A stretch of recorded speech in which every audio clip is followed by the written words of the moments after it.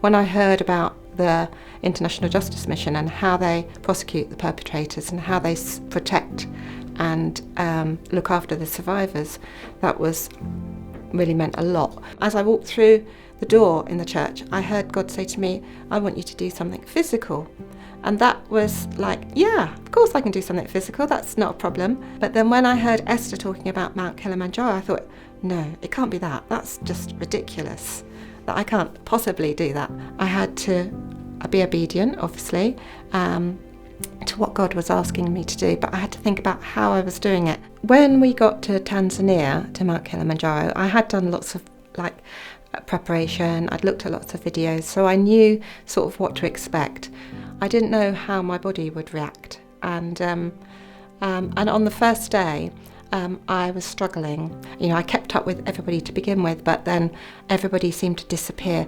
And it was just like when you're in a haze and you're not really sure what is going on, but you keep going and you keep going. And that first day, I was vomiting on the side of the mountain, and I had a couple of porters with me, and one of the team who was trekking prayed over me, and that was just like such a blessing, because I felt like even though I was struggling, I felt like God was in the middle of that, and that I kept going. And I spoke to the porter, and he said, no, you're strong, you can keep going.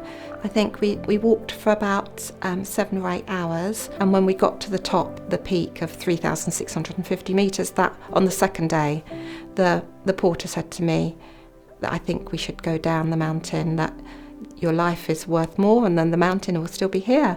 And that was like, whoa, really? Because I just thought I could keep going, and I thought it was really important that I had to keep going, but actually it wasn't. The fact that I managed to get to there was amazing, and so then I had to trek down the mountain the following day. When we got to the lodge, that was again another amazing experience, because everybody was so friendly and I felt so safe there, and I felt like God was still there in that moment. The team of 12 of us, we managed to raise around £60,000. So even though I didn't manage it to get to the trek, I felt like obeying what God has asked me to do, that was more important. And sometimes it's really, really hard to step out of your comfort zone, which is what I feel I've done. I've stepped out of my comfort zone. It's not something that I really would have chosen to do. It was never on my bucket list to climb Mount Kilimanjaro.